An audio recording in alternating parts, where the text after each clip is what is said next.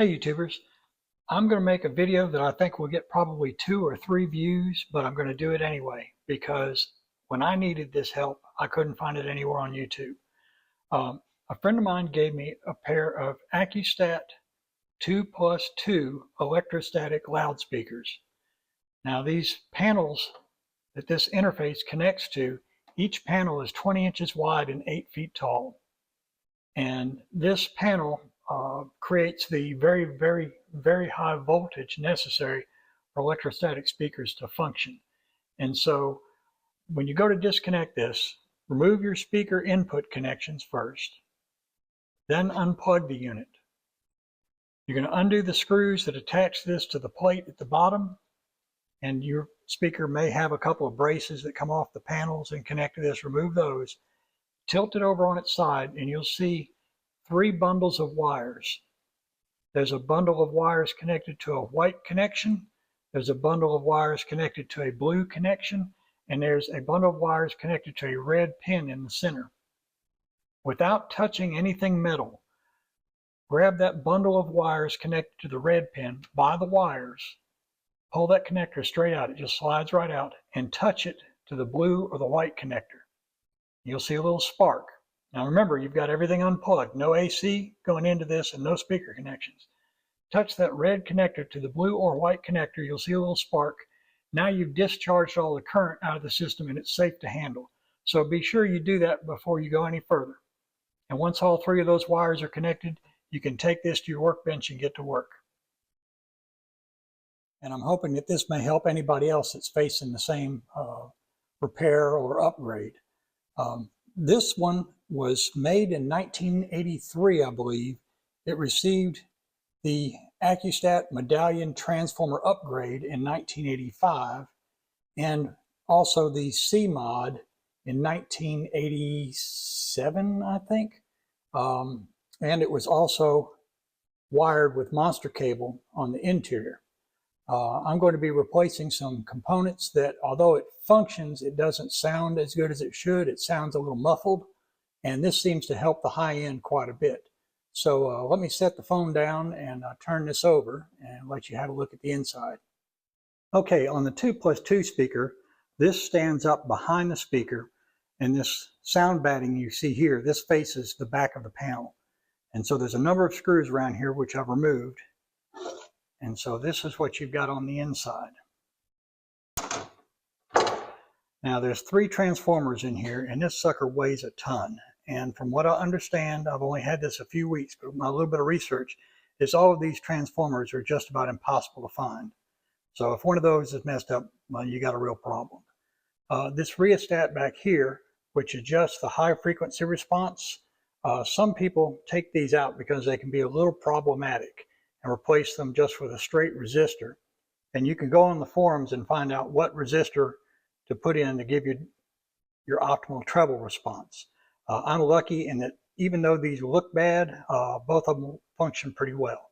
And these were stored in the fellow's garage for a few years, and they got a bit of corrosion. And this one was the one connected to the left speaker, and it's by far the worst. So you're seeing it kind of at its worst. Now the components I need to replace on the other side of this circuit board here. So you'll notice I've already labeled a few things. I've got my yellow low frequency, yellow high frequency, blue high and low frequency wires labeled, and I've put little marks on the wires that go to this ground right here. Normally there's a screw right here that grounds this to the chassis, but I've already moved it. I'm going to desolder those wires, and I've got a fan set up and I'm working in the garage, so I have good air circulation. All solder contains lead, or at least the solder used back then contained a lot of lead, and so you want to keep good ventilation while you're working on this.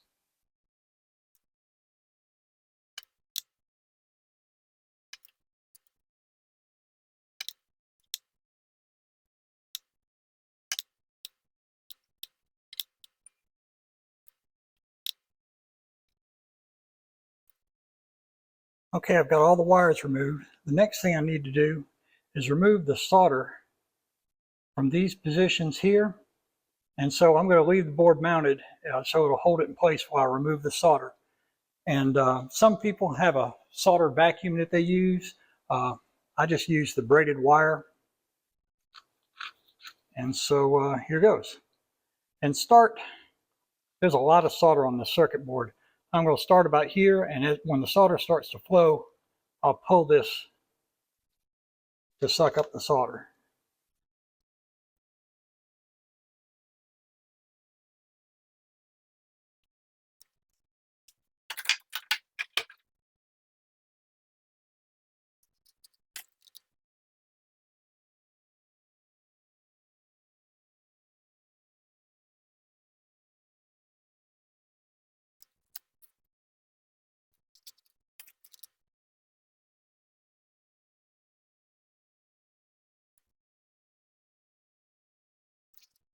Okay, so I've melted the solder and removed the solder from these 6 connections.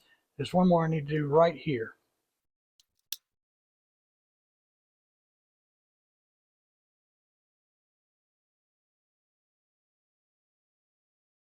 Now these are pretty clean and shiny. The ones on the other side were corroded, so I polished that up and replaced these little washers.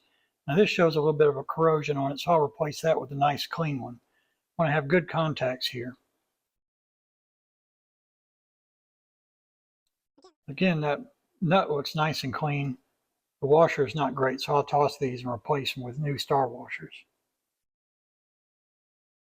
Okay, so the parts we're going to replacing are this resistor that fell off here, these 5 capacitors, and these 5 diodes. But I'm going to do that a little bit later. I'm going to set this aside for now. I want to concentrate on some of this wiring. Now this has been worked on several times, I know at least once by the previous owner, and some of the solder joints in here are not great, and I want to clean things up a little bit. Let me see if I can get you a little bit better view. Okay, here's some of the monster cable wire that's in here. You can see it's a little corroded here on the ends. I'm going to clean that up, and I'm going to replace this wire. The wire I'm replacing it with is just what I had on hand. It's oxygen-free copper, and it's 14 gauge, and I'm going to put 2 rows of 14 gauge in here because I really wish I had 10 or 12 gauge, but 2 rows of 14 gauge will work nicely. And you see the other end of this. I just really don't like the looks of this. There's a lot of rosin there, and that's what we call a cold solder joint. It's not very shiny. And so I'm going to remove that and clean everything up nice and replace this wire. And looking over here, again, there's a solder joint there that I don't love the way that looks, and I'm going to clean that up. I found on the other one that the black wires were a little corroded under the insulation, so I'm going to replace these black wires. But here on this red wire, I think I can just cut it short and put a new end on it and reuse it as it is. And I'm also going to make a little modification to this negative speaker post that'll make connecting the wires a lot easier. So let me get started here. Okay, I'm going to start with this connection here. I don't like these wires, and I don't like the solder connection here. This is on the end of the fuse holder. And you can see there's a short wire that comes up to a terminal here and doesn't have a very good solder connection. And the long wire comes along here, connects here to this yellow wire. And again, not a great connection here. So I'm going to replace that wire first.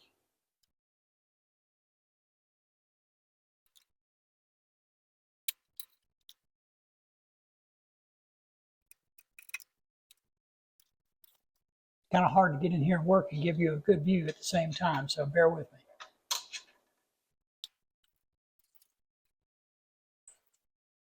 I'll need some wire to replace these 2 wires, but before I do that, I want to clean up these connections a little bit. There's a lot of flux from the old wire, and I want to get that off these connections as much as I can.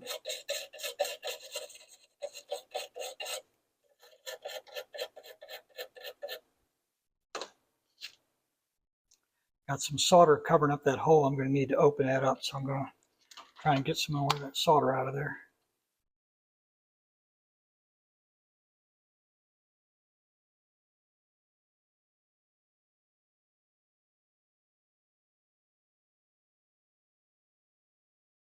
There we go. And This other connector here actually doesn't look too bad.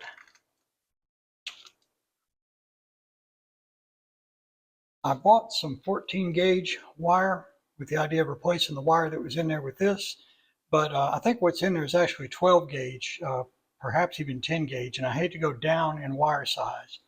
So what I'm going to use instead, I've got some oxygen-free stranded copper. This is meant for in-wall construction, and it's 2 leads that are 14 gauge, and I'm going to double up on this, and that should be more than 10 gauge equivalent. I'll measure how much I think I'm going to need and then add a few inches.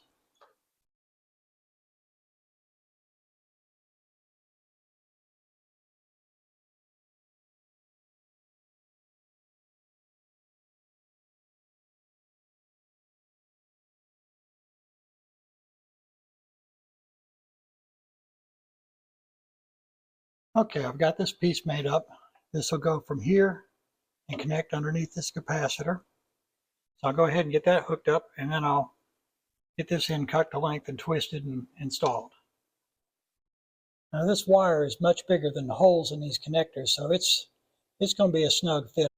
I'm using Hardest Audio solder, which has a high silver content.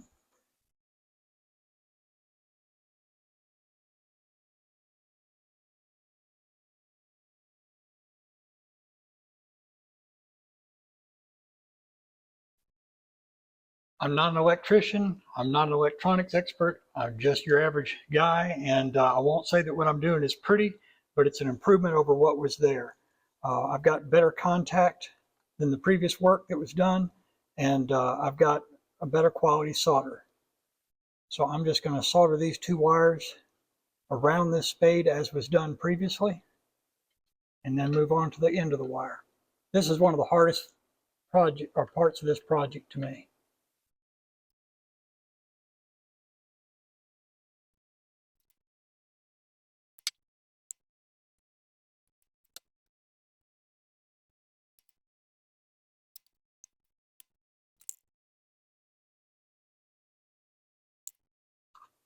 Well, it isn't pretty, but it's an improvement over what was there.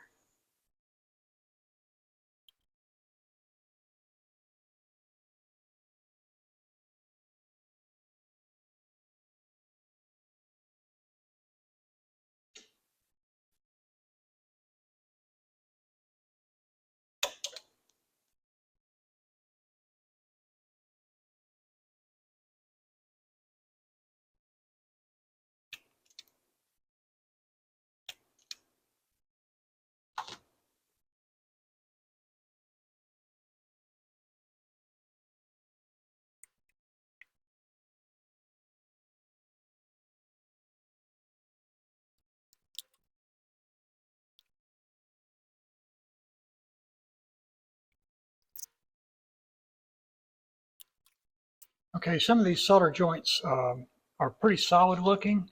I've cleaned them up a little bit, but I'm going to just throw a little fresh solder on there, kind of shine them up a little there. They kind of look like cold solder joints. So reheating them and adding a little fresh solder, I'm hoping will improve the quality of the connections.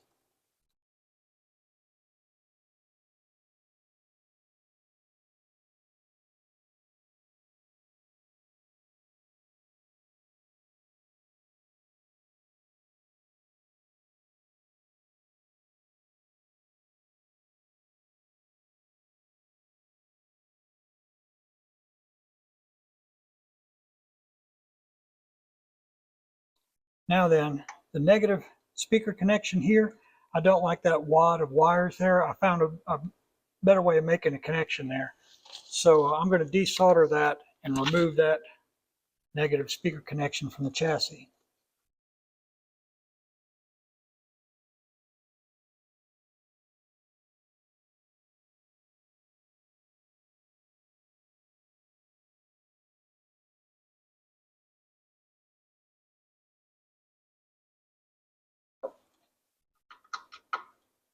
Just so happens that an 11mm socket fits that perfectly.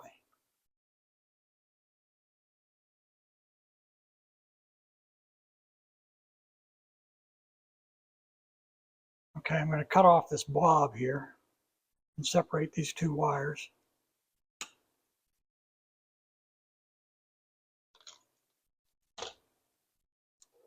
Now this wire I'm going to replace with a braided wire of 14 gauge. This I'm going to just strip and put back in there. Let me go ahead and get that done.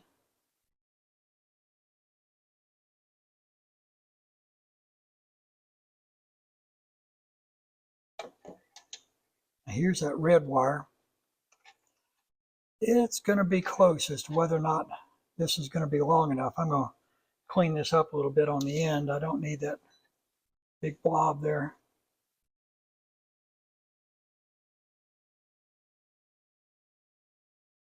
Okay, so here's the negative speaker terminal that came out of the Acoustat interface. And you can see it's flat on two sides here. And that way, the hole that it goes into has flats on it. And when you tighten this up on a speaker connector, the body of this cannot rotate. Well, I was going to replace that with these nice big fat 5-way binding posts that are gold plated, but there's a flaw in the design of these. Even though they have flats on the threads, the insulator that I'm going to have to use to insulate this from the chassis does not have flats on it and allows the whole connection to rotate. And my concern is that once this is installed, I'm using banana connectors that plug straight in, but the next owner may put a speaker connection here, tighten this up, and this whole thing's just going to spin around and could snap loose the wires internally. So I'm not going to use these. Instead, what I'm going to do is, whereas this just has a straight pin on it and they just sort of wrap wires around it, I'm going to remove the insulator from this, reinstall this, put this in, crimp it, and then I have a good way to connect my wires.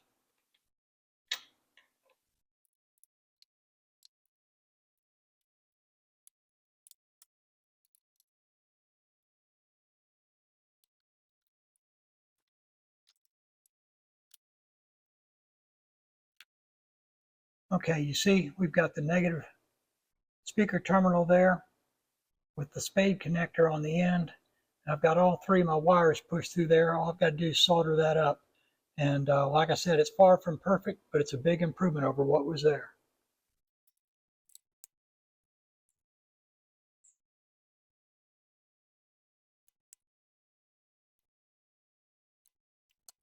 That's a good solid connection. All right, all I've got to do is twist the wires and hook the other end up. Now on this end, I've got another big wire here. There's a small wire coming from this resistor, I think it is. And there's some other wire wrapped around the two. I don't know what's going on there. There's just a big lump of various wire here. I'm going to get some of that solder off of there and pull that out, clean it up, and then connect my new wires.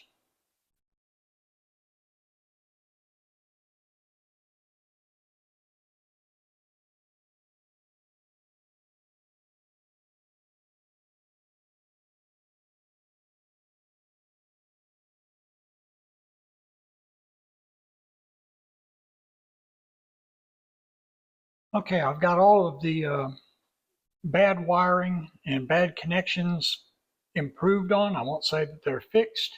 I'm going to go ahead and treat these coils with some detox, get it cleaned up nice. I'll also make sure this binding post here is good and clean, because this is where it grounds some of the components to the chassis. And I'll get all this debris out of here, make sure I get all the little loose pieces of solder that have dripped out of here. I don't like leaving those in there. I'm always afraid they'll fall and short something out. I'll get all that cleaned up, blow it out real good, get it clean, and get to work on the circuit board. So let me go ahead and get started.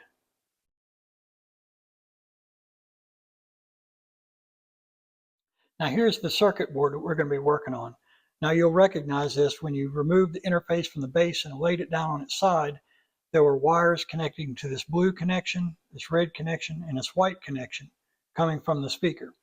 And as you recall, you grab these wires, don't touch any of these connectors, grab these wires, and after you've unplugged the unit from the wall and you've removed the speaker connection from your receiver or amplifier, you pull these wires loose, and the little pin that's on the end of the wires, you touch either the white or the blue connection, you'll see a little spark.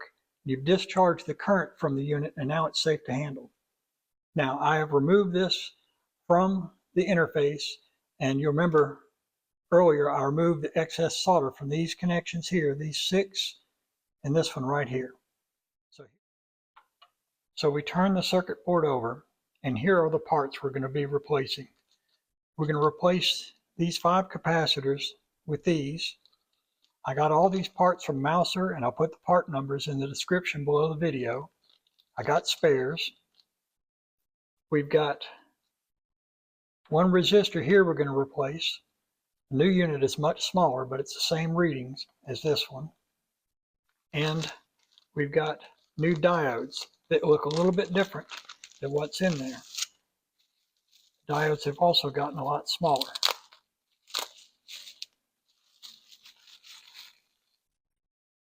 Here's our diodes. So let's go ahead and get these components replaced. Now I've removed the solder from the back side of the board by using this flux wick. You can also use one of those little solder slurper tools. Matter of fact, that might be a better tool for the job. I just don't happen to have one. So we're going to go ahead and we're going to remove the components. This one's already loose, so we can take that out. And that gets replaced with one of these. And just to keep myself straight, I like to do them one at a time. If you've got a better memory than me, then you can just go ahead and pull all of them out at once. I do recommend taking some photographs first. I'm going to bend those little legs out like that. Bend that one about there. Put that in the hole the other one came out of. Looks like we need to bend it again about here. Put that through the hole and push it down tight. Turn it over on the back side and just lay these down where they're out of the way and not touching anything they shouldn't be touching. Okay? And I'm probably going to have to heat these up with a soldering gun. Yeah, the rest of these are stuck on there pretty good.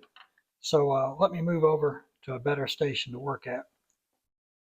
Now, if you can improvise a way to hold the board up in the air where you can work on it, your life's going to be a lot easier. What I've done here is I've got a small clamp similar to this one. And I've got the board clamped in, then I'll put that in my vise. Like I said, whatever you can come up with that helps hold the board in place is going to make your life a lot better. Okay, I'm going to pull these 3 capacitors off of this side first. So I'm going to have to warm up the connection on the back with a soldering gun and pull, and hopefully they won't give me too much trouble and they'll come out. There's that. All right, let me get the other part.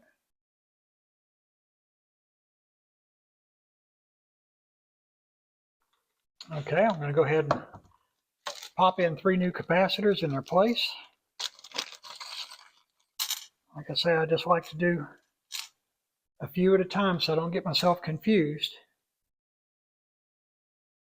Now, I don't think there's any polarity to these, but the other ones had the writing facing this way, so I'm going to do the same, turn my writing that way.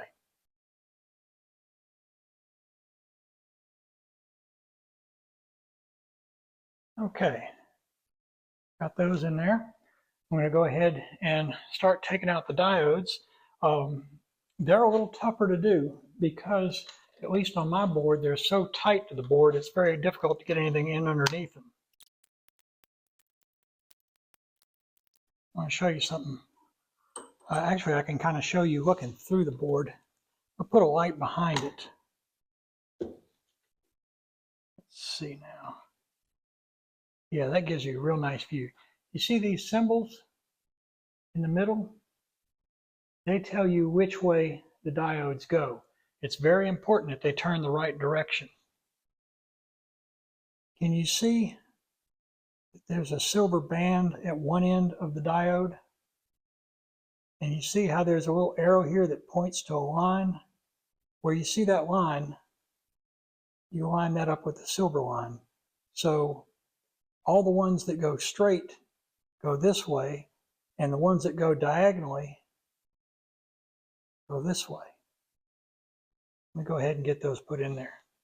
All right, I'm going to start at the bottom and work my way up. See how the arrow points to the right? So I'll put a little silver line to the right. It's the first time I've fooled with anything like this in many, many, many years. And I did read a lot of information on some of the various Acoustat forums, and apparently it's not uncommon for people to get a little confused and put in a diode in the wrong direction. So triple check your work on this. It's very important. Right, left, right, left, right. Okay, I'm going to remove these last two capacitors, pop in some new ones, and now I'm ready to turn the board over and solder everything up.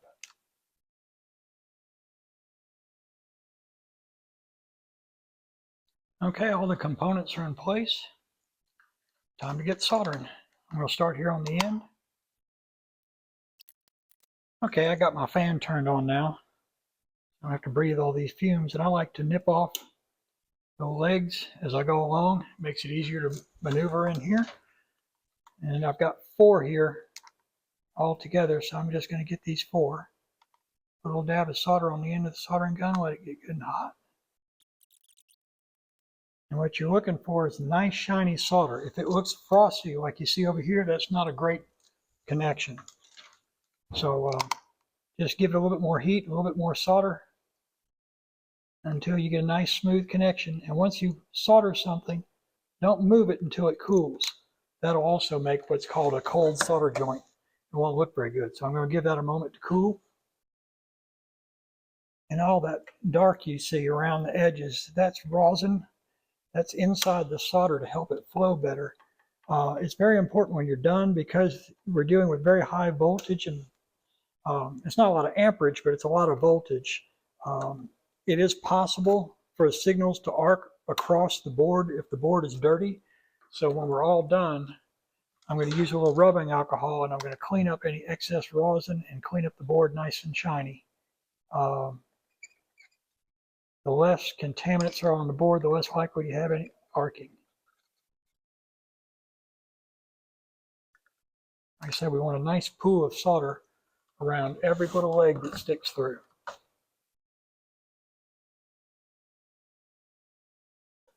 Okay, I've got one more to do right there. Okay, so I've cleaned up inside the case, blown all the debris out of there. I got all the little bits of solder unstuck that I could. Some of it's fused to this metal and it's just going to stay there, and that's fine. Like I said, my cold solder joints that I didn't like, I've kind of reheated them and put some fresh solder on them where they look a little bit better. Wires I didn't like that were corroded on the ends have been replaced. I've cleaned a little high frequency adjustment here with detox. I've also cleaned my fuses and fuse connectors. So all the connections inside here are clean. And we've got all of our capacitors, diodes, and our resistor replaced, and I've double checked my polarity on the diodes several times to make sure I have them correct. So we're ready to start putting things back together. So this goes back in here like this. I'm not going to put this screw in the back yet because it will connect this solder to this, and this will act like a big heat sink, and I'll have a hard time getting the solder to melt. So what I'm going to do is I'm going to put these 2 thumb screws in to hold things in place, and I'm going to reconnect my ground wires here first.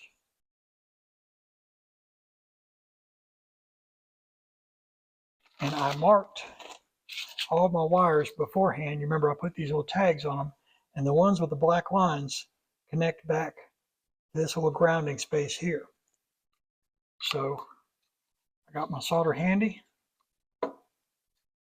I'm going to start here on this end and work my way over. And these green and white wires are the first things to get connected.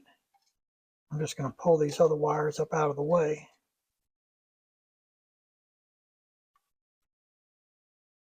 Same thing with those 2. So these are the 2 I need to connect. Now where this gets tricky is I need to melt that solder melt the solder here, hold the wires in place, take the soldering gun away, and then let things cool without moving the wires. So I'm going to be holding the soldering gun left-handed and trying to do this where you get a good view. So I'm working in a pretty compromised position here. All right, there's one. Let that cool. And you don't want to move the wire until it cools.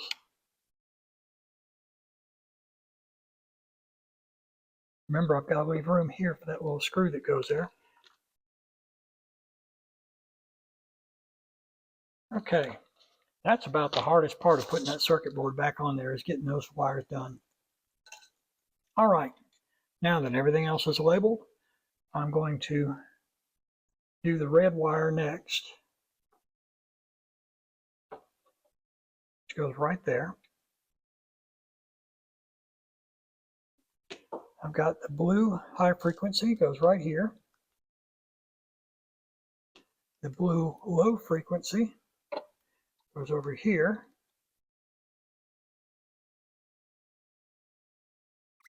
The yellow high frequency goes right here. And the yellow low frequency goes right here.